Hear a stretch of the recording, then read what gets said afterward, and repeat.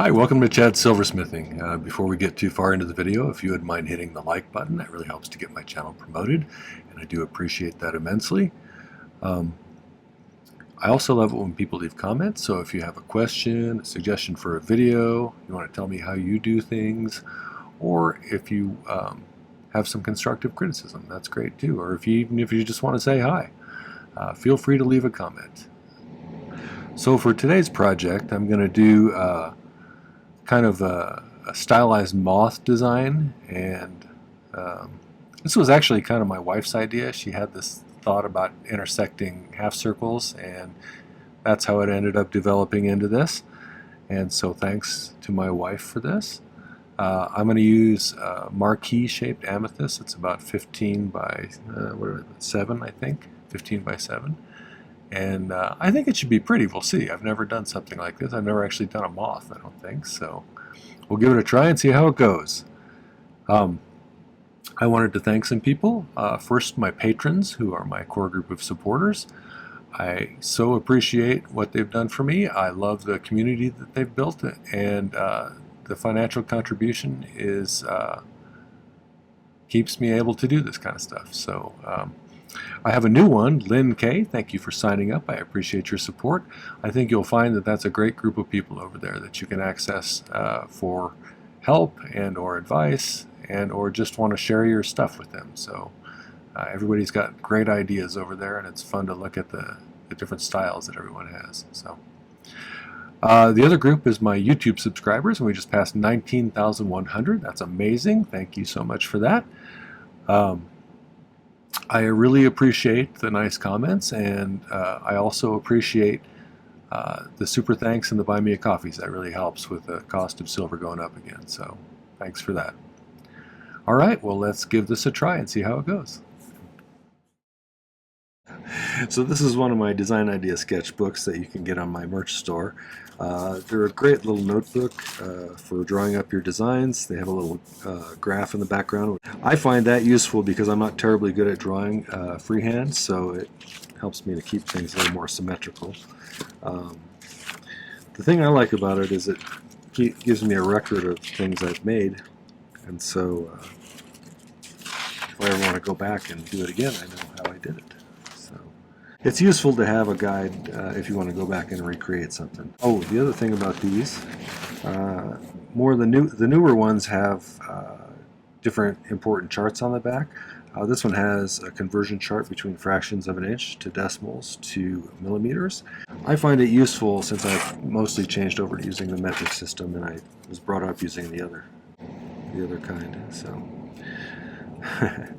oh, all right. Here's my little amethyst. That's the bottom side, so here's the top side.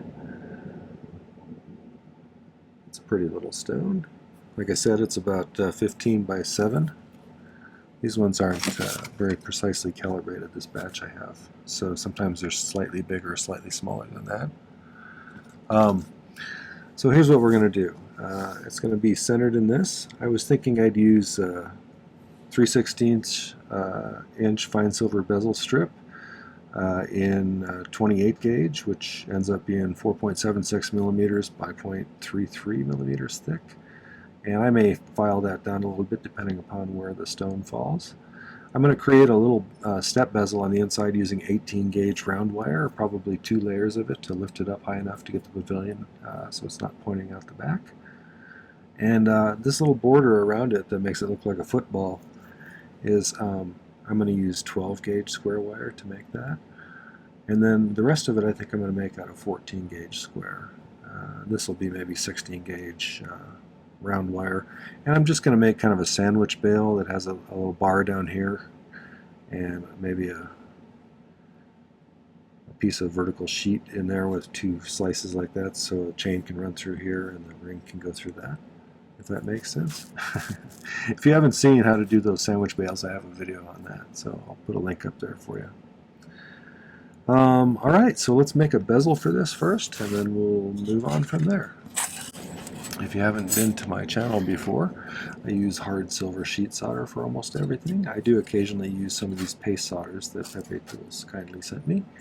I used to use just the hard solder, but I kind of soften on that a little bit. I use a liquid flux that I drop on with a dropper bottle, and my torch is a Silversmith model. It's their acetylene air torch, which I really like. It draws in atmospheric air through there to mix with the gas, so it's not as hot as acetylene, oxyacetylene, but it's a little bit hotter than a propane torch. So I like it a lot. It's perfect for silver work. You can do pretty big pieces with it. So I use a #1 tip on it too. I never end the bezel on a point when you have a stone with a point, because that makes it really bad for when you go to set the stone, because it'll have a bunch of solder there that's stiffer than the rest of it. And it'll also be way harder to compress there because of that mostly. But so let's do the solder joint in the middle of the side, and then we'll make a sharp bend somewhere along here to start with.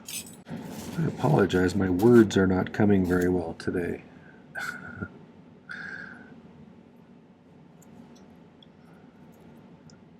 I just had a lot to do today, and I wanted to get home in time to do a video.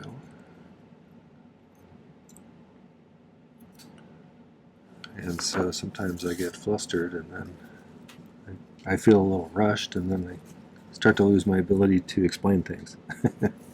Apparently that's a side effect of stress. So when you're trying to get the bezel shaped around these things, they have a tendency to tip up like this, especially on a marquee shape. And so you want to make sure it's sitting flat before you make your mark where you want it to be. See how it popped up when I squeezed it a little bit?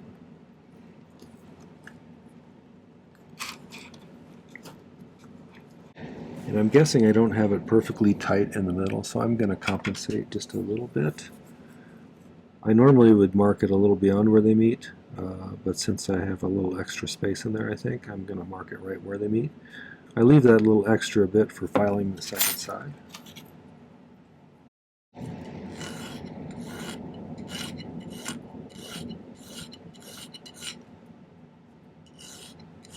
So I usually make these into an angular shape.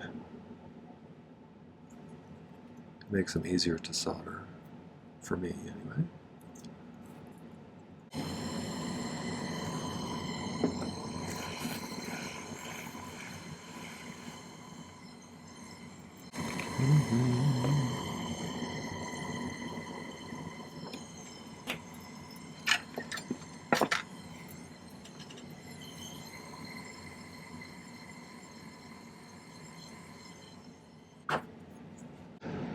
Alright, so I'm going to reshape this guy. You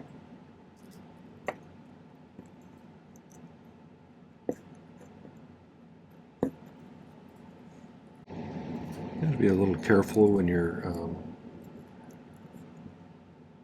putting a bezel around a faceted stone like this that has little tips on it. Those tips are pretty delicate and easy to break off, so if it's too tight, I wouldn't force it if I were you. I would just either remake a new one, or you can stretch it sometimes. But if you push too hard, you end up breaking off a tip, and then that's always a drag. So I think this is okay, actually.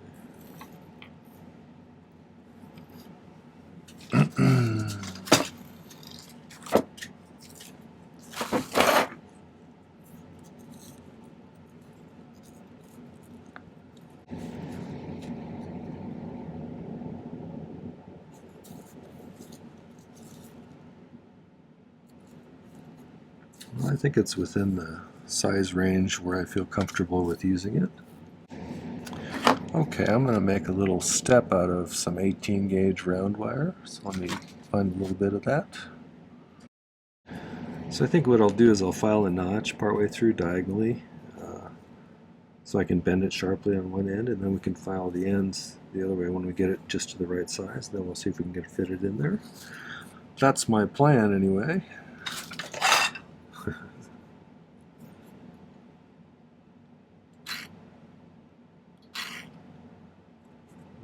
Be careful not to go all the way through.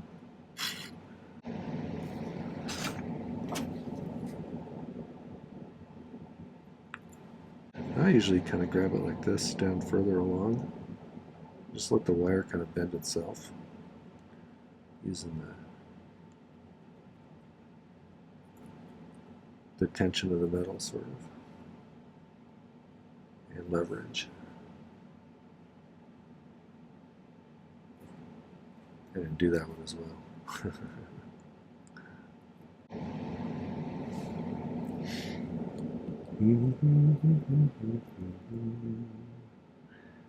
Okay, I think we're about right where we need to be, so let's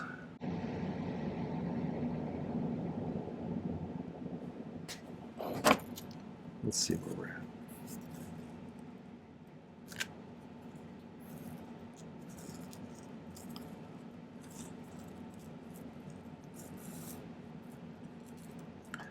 Just a skosh too big, so I'm going to take this down just a tiny bit.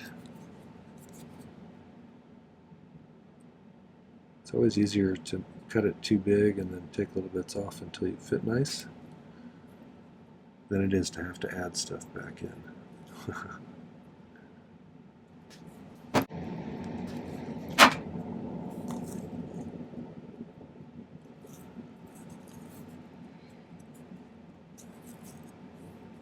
That's pretty good. I want to make sure it sits all the way down in there, though. We don't want it sticking out in one spot, so we create an uneven platform. We want it even all the way down.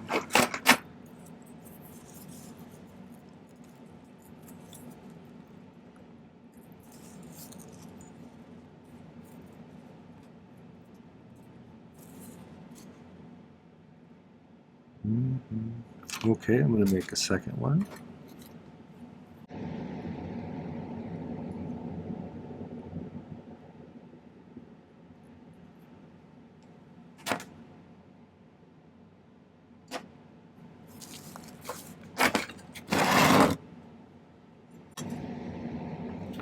We'll solder those two in. If we need to, we can solder a third on top of it. I don't think we will, probably, but we'll find out.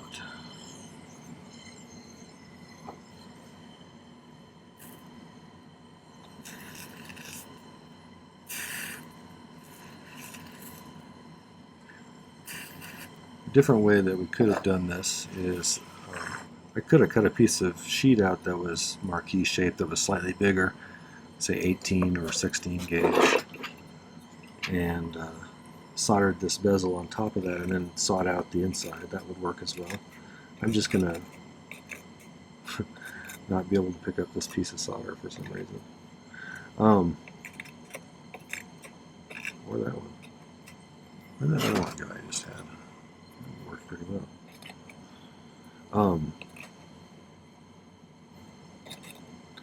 What I'm going to do is take some 12 gauge square and create a little marquee shape to solder to the outside edge. So there's usually multiple ways you can do things.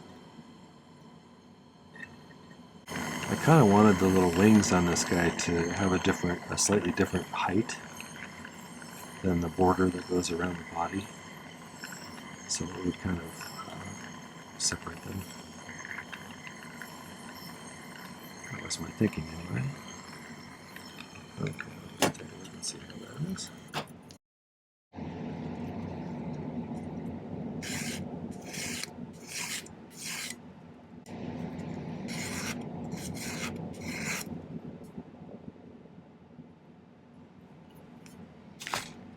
Okay, so we got it all cleaned up a little bit.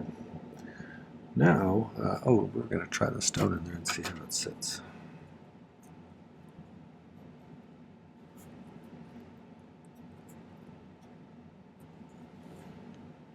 Yeah, that sits up high enough. So we're good there. We can file it down to the correct height when it's time to set the stone. But now we need to put that border around here out of that 12 gauge wire. And when I was looking for some 18, I found some 12. So this is 12, I think. So I think for this one, I'm going to do it in two pieces. So let's do some creative bending here. I don't know why I called it creative bending. It's not really that creative. Do take note though, square wire has a tendency to try to twist to the side when you're bending it. That is because it's trying to compress the inside edge of the bend and it's trying to stretch the outside edge, so it tries to twist to find an easier way. Not consciously, I don't think, it's just physics. Okay.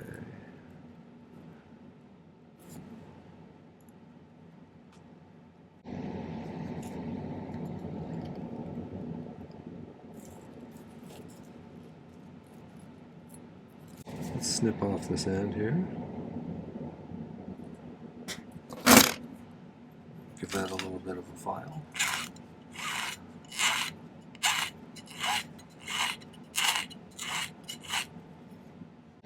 That looks pretty good. So I'm going to cut this off a little bit long. If you have a miter vice jig, holding this kind of stuff with those is quite a bit easier. So.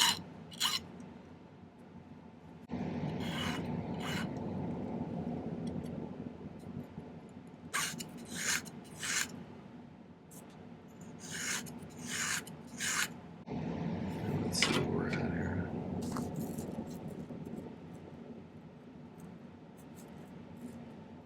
We're within range. Once I cut the second one, I'll file them both and keep filing them slightly until they fit perfectly together, and then we can just solder them on. Alright, I have some solder made. Let's solder these two ends together.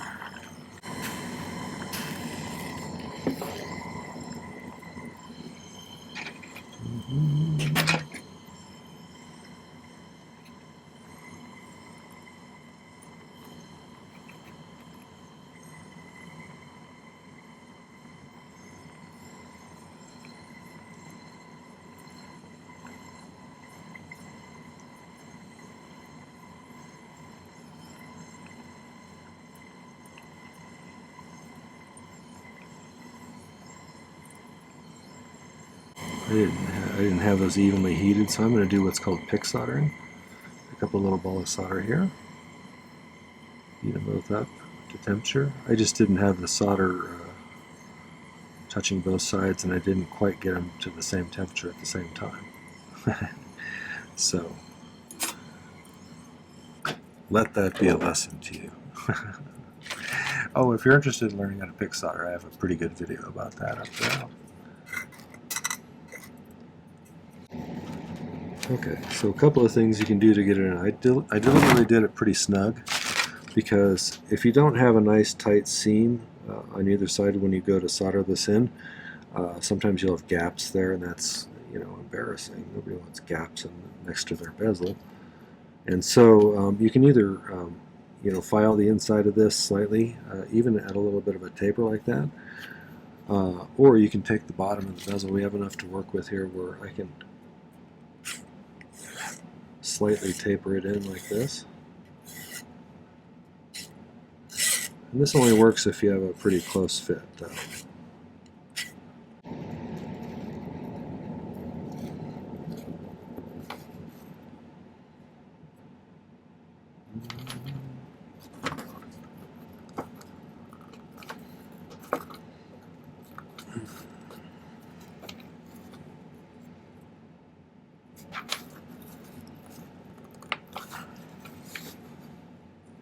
Okay, we're nice and flush on the bottom there. Alright, so I'm going to do this the same way I did the other thing, and just put a few pieces of solder on the pad. One of the things I really like about doing this is when you are able to kind of just get into the zone of what you're doing and forget about, you know, stuff, and just sort of lose yourself in it. I think that's one of the more satisfying parts of this, for me anyway.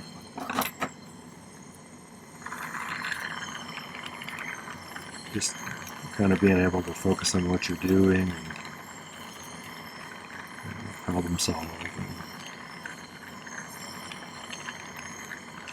I think that's really why I got into this in the first place, was I needed some sort of place where I could lose myself in something.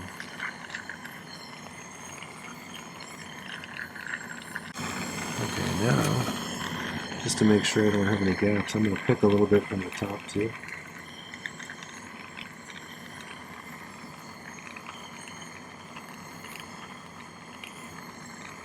Never fails that I think I have it perfect, and then after my stone is set and I'm polishing, I see a little gap or something.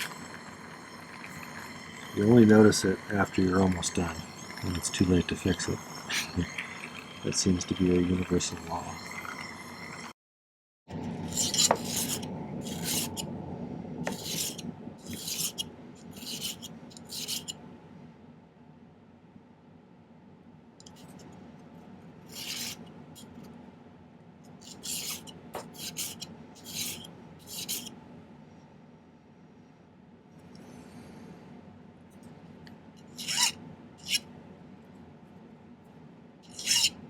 Not perfectly to scale, but...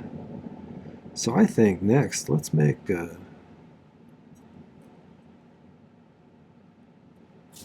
these two wing parts like that. Let's do this body part in one piece like that. So I'll cut a piece, about twice that long. Boop! About right there.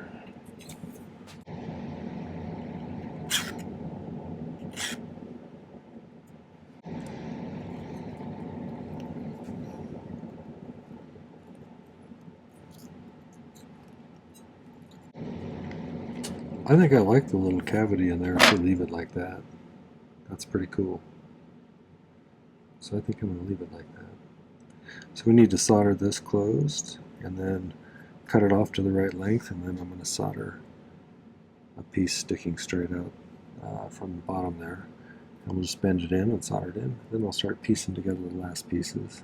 I think I'm going to measure from the tip to there so I get it the same on the other side.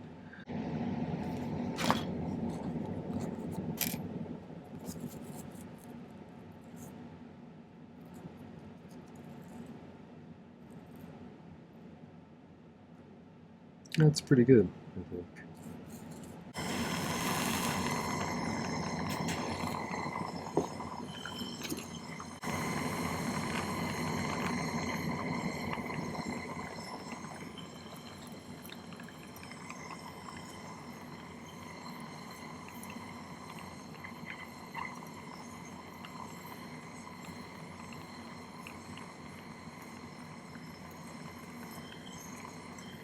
Yeah, duh.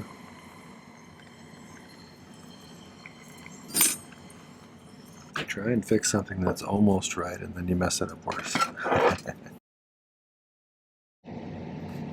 Okay, I think in order to solder this together,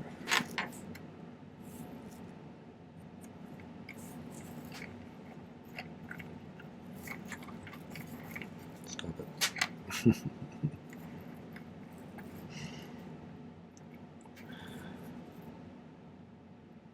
This is like a comedy of errors tonight.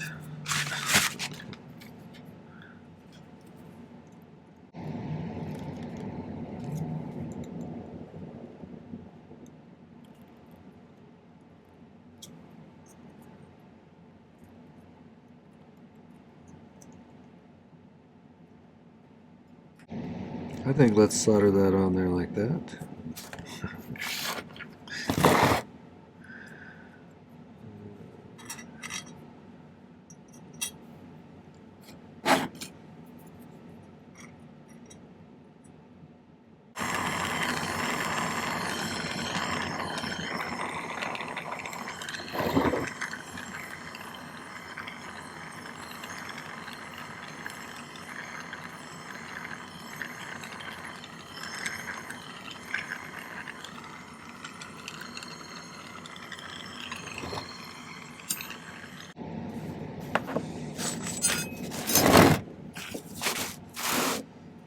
See where we're at here.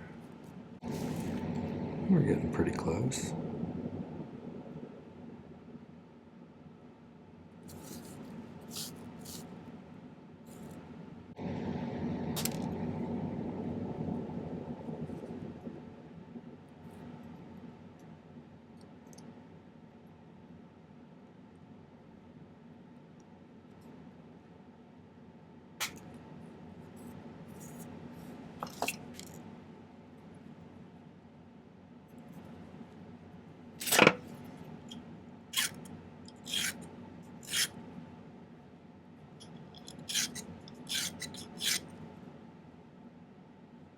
Looks reasonably symmetrical.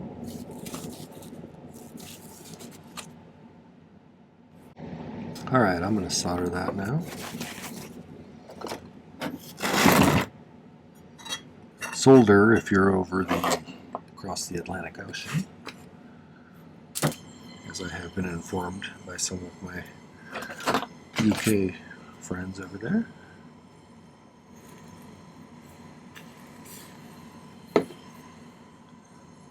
And various other European places.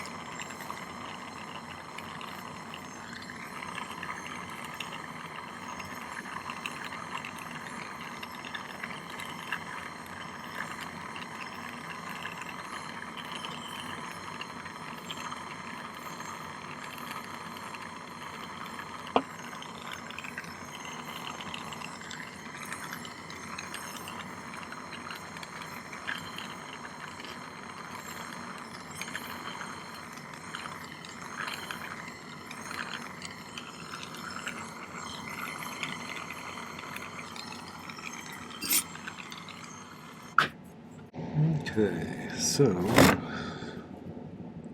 think I'm going to go ahead and cut these ends off.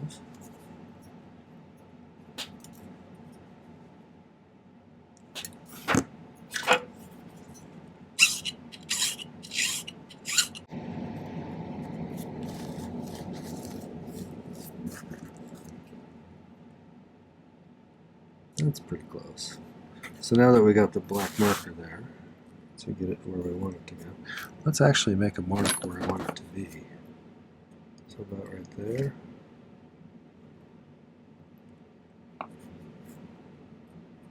Right there. We're going to make a mark on the inside of this so we know where to file it to.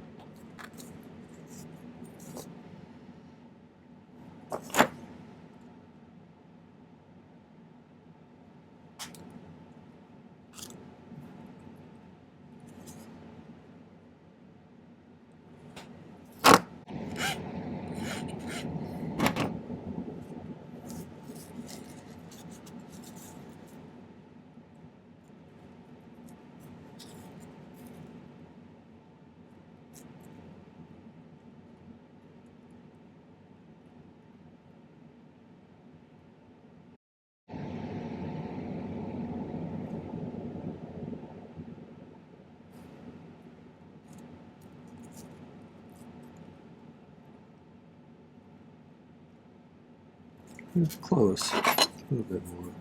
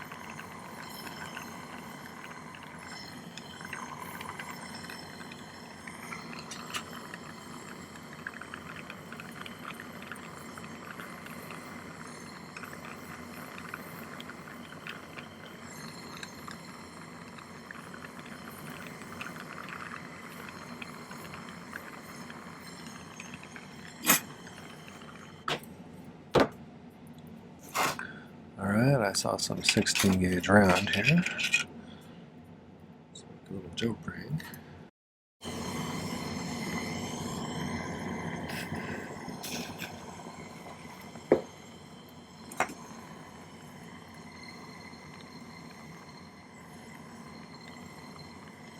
Use a little more solder than I probably need to solder this closed. I already fluxed this other part.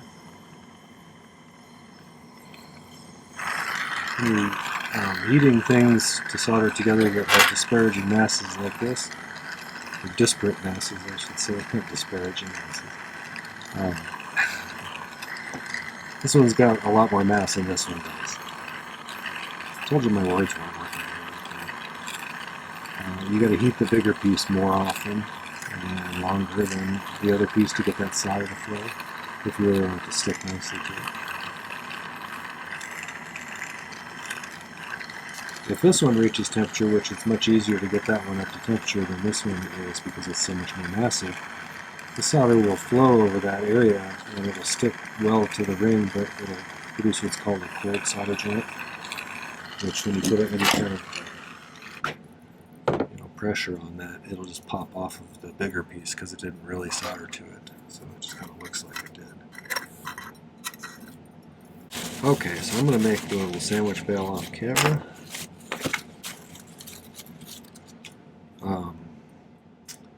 And then I'll throw it in the pickle, and when we come back we'll set the stone after I've polished everything, gotten it all cleaned up.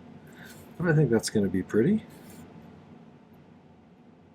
It's kind of Art Deco-y, I think.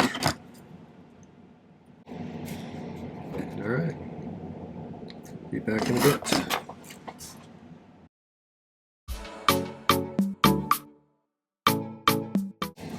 Okay, you can see I got a little bail on there, and what I meant by sandwich bail, it's got like 2 slices of bread and some stuff in between.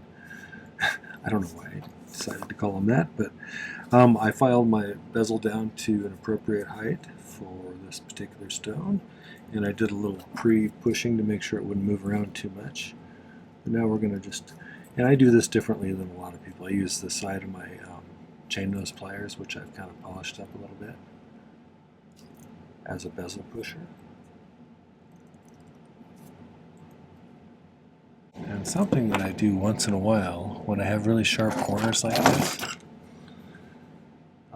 in order to get that to push down over there, you're trying to compress too much metal into too small of a space there. So if I thin out the bezel just a tiny bit,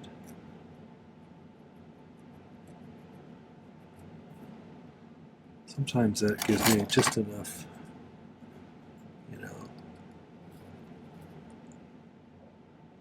ability to push that further in. So last step is I use the rounded outer part of my chain nose pliers, which is different than a lot of people as well. I'm just going to burnish that top edge.